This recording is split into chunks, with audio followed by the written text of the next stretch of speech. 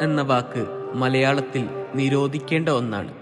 ഗർഭാവസ്ഥയിലും പ്രസവത്തിന് ശേഷവും സ്ത്രീയുടെ ശരീരം കടന്നുപോകുന്ന മാറ്റങ്ങൾ നേരിട്ട് കണ്ടവർക്കെല്ലാം സ്ത്രീയോടുള്ള ബഹുമാനവും ആരാധനയും കൂടാതെ വഴിയില്ല. യഥാർത്ഥത്തിൽ പ്രസവ സമയത്ത് റിലാക്സിൻ എന്ന ഹോർമോൺ സ്ത്രീകളുടെ ഇടുപ്പല്ല് രണ്ടു വശത്തേക്കും മാറി ബർത്ത് കനാലിന് വലുതാകാൻ അവസരം ഒരുക്കി കൊടുക്കുന്നുണ്ട്. ഇത് പലപ്പോഴും പഴയ സ്ഥിതിയിലേക്ക് തിരിച്ചു വരാത്ത വിധമുള്ള ഒരു മാറ്റമാണ്. നമ്മുടെ ശരീരത്തിലെ എല്ലുകൾ നുറുങ്ങുന്ന വേദന എന്നൊക്കെ ആലങ്കാരികമായി പറയാവുന്ന ഒന്നാണ് പ്രസവം.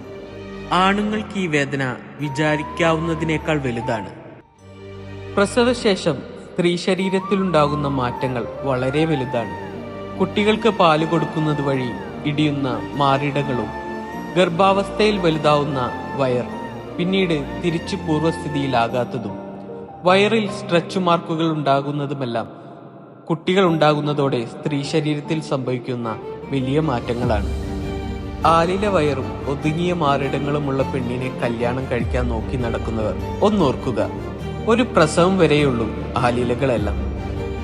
പ്രസവം ഇത്ര വേദനാജനകമാകാൻ കാരണം മനുഷ്യന്റെ വളരുന്ന തലച്ചോറും മനുഷ്യൻ നിവർന്നു നിൽക്കാൻ തുടങ്ങിയതുമാണ്.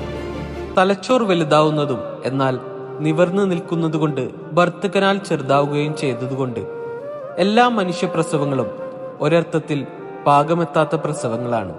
അത്തരം സന്ദർഭങ്ങളിൽ ഡോക്ടർമാർ സ്ത്രീകളുടെ യോനിക്കും മലദ്വാരത്തിനുമിടയിൽ പെരീനിയം ഒരു മുറിവുണ്ടാക്കാറുണ്ട്. എപ്പിസോട്ടമി എന്നാണ് ഇതിനെ പറയുന്നത്.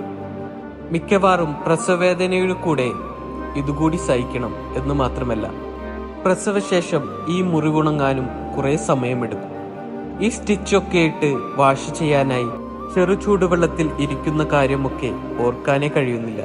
മാത്രമല്ല, പ്രസവത്തിന് ശേഷം മിക്ക സ്ത്രീകൾക്കും മലബന്ധം പോലുള്ള മറ്റു പ്രശ്നങ്ങളും ഉണ്ടാവും. ഒരു മാസമെങ്കിലും എടുക്കും കുറച്ചെങ്കിലും സ്ത്രീകൾക്ക് പൂർവ്വസ്ഥിതിയിലേക്ക് വരാൻ. ആണുങ്ങൾ ഏറ്റവും കൂടുതൽ സ്ത്രീകളുടെ കൂടെ നിൽക്കേണ്ട ഒരു സമയമാണ് പ്രസവം. അവരോടുള്ള നമ്മുടെ ബഹുമാനവും സ്നേഹവും പ്രേമവും എല്ലാം ആകാശം വരെ ഉയരുന്ന ഒരു സമയം. അത് നഷ്ടപ്പെടുത്തരുത്. ഇടിഞ്ഞ മാറിടങ്ങളും തൂങ്ങിയ വയറും സ്ട്രെച്ച് മാർക്കുകളും അവളുടെ ഒരു യുദ്ധം കഴിഞ്ഞതിന്റെ അടയാളമാണ്. അത് ഒറ്റയ്ക്കുള്ള ഒരു യുദ്ധമാക്കി മാറ്റരുത്. രണ്ടുപേരും കൂടി ചെയ്ത ഒരു യുദ്ധത്തിന്റെ സ്നേഹസ്മരണകളാകണം.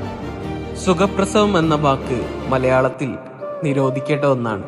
എന്താണ് നിങ്ങളുടെ അഭിപ്രായം?